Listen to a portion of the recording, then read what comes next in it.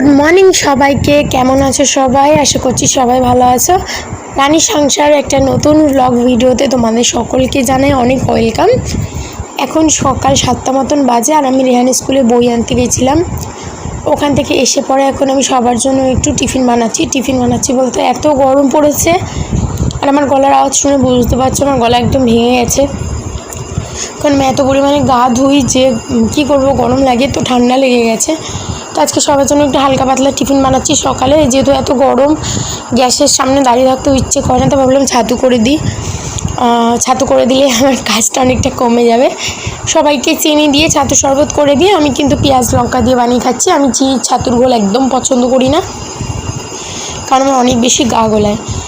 তো তোমাদেরকে কিছু কথা বলার আছে, আজকে কিছু কথা বলার আছে, মানে ভিডিওটা পুরোটা দেখলে তোমরা বুঝতে পারবে।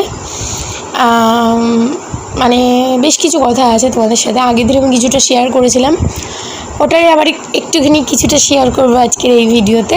তো পুরোটা স্কিপ না করে দেখতে থাকো। যদি তোমাদের আমার ভিডিও ভালো লাগে তো চ্যানেলটা সাবস্ক্রাইব করে দিও আর পাশে থাকা বেল বাটনটা প্রেস করে নিও, যাতে আমার ভিডিওর সব নোটিফিকেশান তোমাদের কাছে কিন্তু সবার আগে পৌঁছয়।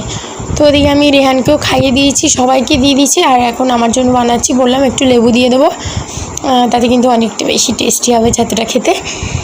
যাই হোক, যেটা আগের দিন আমি গতকাল যে ভিডিওটা আমি পোস্ট করেছি ওখানে আমি বলেছিলাম যে আমার বিয়ের স্টোরিটা তোমাদেরকে বলেছিলাম, কিন্তু এটা বলেছিলাম যে কি করে ওর সাথে আমার রিলেশানে আসলাম সবটা তোমাদের সাথে শেয়ার করব। তো এই ভিডিওতে সেটা নিয়ে কিছু কথা বলবো। তো বলি, আমি যখন কলেজ ফার্স্ট ইয়ারে পড়ি তখন মানে আমার বন্ধু বলতে 2-3টে বন্ধু ছিল বাড়ির পাশে, আর সবই কলেজে প্রচুর ফ্রেন্ড ছিল। বাড়ির পাশে 2-3জন ছিল, তো আমি নাম বলছি। তার মধ্যে একজন ছিল মৌমিতা নামে একটা মেয়ে, ওর সাথে আমার কলেজে থাকাকালীন তেমন রিলেশন ছিল না, কারণ অন্য কলেজে পড়তো। যাই হোক, তবুও আমার বেস্ট ফ্রেন্ড। আর আরেকটা মেয়ে ছিল, ওর নাম তিথিয়া, ওর সাথে আমি একদম স্কুল লাইফ থেকে, ও আমার বেস্ট ফ্রেন্ড। আমার দুটো বেস্ট ফ্রেন্ড, লোকের একটা বেস্ট ফ্রেন্ড আর আমার দুটো বেস্ট ফ্রেন্ড। তো যাই হোক, তো তিথি আমাকে আমার বাড়ির পাশেই থাকে, ওর থ্রুতেই ওর সাথে আমার আলাপ। অ্যাকচুয়ালি ব্যাপারটা কী হয়েছিল, ওর সাথে হয়তো ওর মেবি কথা হতো, তো ওই আর কি ঠিক করে দিয়েছিল আমাকে। তো আমাকে যখন প্রথম ও বলে তখন আমি তো ডিরেক্ট না করে দিই যে না, কোনো রকমভাবে পসিবল না। কারণ জানো তো, হাসি পাবে তোমাদের শুনলে, যখন আমি আর কি রেহানের বাবার ছবি দেখি তখন আমার জানি কেন মনে হয়েছিল ও আমার থেকে হাইটে অনেকটা শর্ট। এখন কিন্তু ও আর আমি সেম হাইট বলতে ও আমার থেকে 1 আঙুল হয়তো একটু লম্বা হবে, কিন্তু দেখলে সেটা বোঝা যায় না। তো আমি ফটোতে দেখে ভেবেছিলাম যে ও আমার থেকে নাটা, আমি ওকে কিছুতে আমি ওর সাথে কথা বলতে পারবো না। তো আমাকে বলে কি, তুই জাস্ট কথা বল 4-5 দিনের জন্য, ঠিক আছে, আমি একটা অন্য ভালো মেয়ে খুঁজে তারপর তোর সাথে ওর ব্রেকআপ করিয়ে দেবো। তা আমি যেগুলো কি ছেলে গেলা নাকি, আমি কিসের জন্য কথা বলতে যাবো?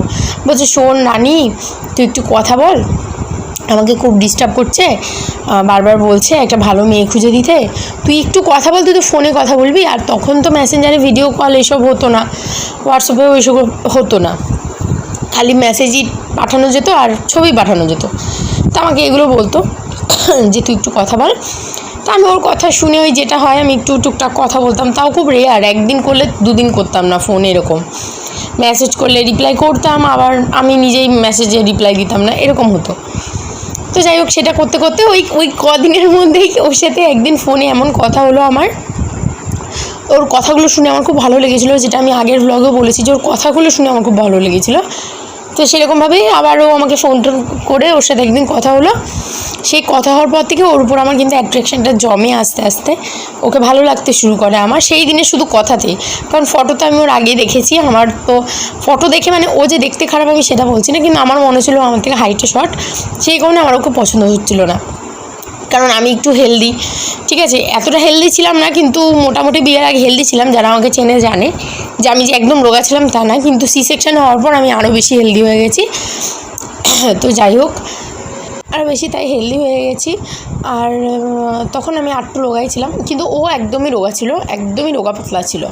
তাই আমি ওটাই ভাবছিলাম যে ও আমার থেকে এতটা রোগা, ওর সাথে হয়তো আমাকে মানাবেই না। তো যাই হোক, কোনোভাবে হয়ে গেছে, ঠাকুরের ওটা দান, ঠাকুরের লেখা ছিল, ঠাকুর লিখে রেখেছে ওপর থেকে আগেই, তো কিছু করার নেই, সেটা আমরা কোনো দিনই চেঞ্জ করতে পারবো না। তো যাই হোক, এই করে ওর সাথে আমার রিলেশনটা হয়, ওই একদিনের কথার বেসিসে ওকে আমার অনেক বেশি ভালো লাগে। তো আমার সাথেও দেখা হয়েছিল সপ্তমীর দিন, আমি আগের দিনে ব্লগে বলেছি। তো ওই যে ওর সাথে দেখা, ওর বাড়ির লোকের সাথে কথা, এইভাবেই কিন্তু আমাদের বিয়েটা সম্পূর্ণ হয়, ঠিক আছে। মানে কোনো আগামাথা নেই আমাদের প্রেমের, সত্যি কোনো আগামাথা নেই, আমি জানি, কারণ এরকম হয় না, সবার একটা গুছানো সুন্দর লাভ স্টোরি কিন্তু হয়, যেটা কিন্তু আমার না, আমার একদমই অগোছালো লাভ স্টোরি, ঠিক আছে। কয়েকদিনের দেখা, খুচখাচ কথা ফোনে, সপ্তমীর দিন দেখা, দশমীর দিন বিয়ে, এই ছিল লাভ স্টোরি। তো তোমাদের সাথে আমি শেয়ার করবো আমার বিয়ের পরে যে কাহিনিটা, সেটা আমি নেক্সট দিনের ব্লগে শেয়ার করব। কারণ বিয়ের আগে তো হ্যাবক কিছু ছিল না, কিন্তু বিয়ের পরে অনেক কিছু মানে হাস্যকর ঘটনা হয়েছে আমাদের সাথে, সেগুলো পরের দিনের ব্লগে তোমরা শুনতে পাবে, আজকে আর বলছি না। আর আজকের ব্লগটা এখানেই শেষ করে দেবো, আর বেশি বড় করব না। তো দেখা হবে তোমাদের সাথে নেক্সট ভিডিওতে। রাতে রান্নার মধ্যে করেছিলাম আজকে ডিম কষা, যে গোলা রুটিটা দেখতে পেলে ওটা বাবা খাবে, বাবার জন্য গোলা রুটি বানিয়ে দিয়েছি, আর আমাদের জন্য ডিম কষা করেছি। আর ভিডিওটা আজকে এখানেই শেষ করছি, দেখা হবে নেক্সট ভিডিওতে। ততক্ষণের জন্য সবাই খুব ভালো থেকো, সুস্থ থেকো। আজকের ব্লগটা কিন্তু একটা অগোছালো ব্লগ, যে এটুকুনি ক্লিপ নিয়েছিলাম ওইটুকুনির মধ্যেই শেষ করলাম, কোনো গুছানো ভিডিও আজকে দিতে পারলাম না, যেহেতু খাপছাড়া ব্লগটা করেছি। তো সবাই খুব ভালো থেকো, আর আমার ভিডিওগুলো যদি তোমাদের ভালো লাগে তো আমার চ্যানেলটাকে সাবস্ক্রাইব করে দিও, আর আমার ফেসবুক পেজটাও ফলো করে দিও, ইনস্টাগ্রাম আইডিও ফলো করে দিও। টাটা।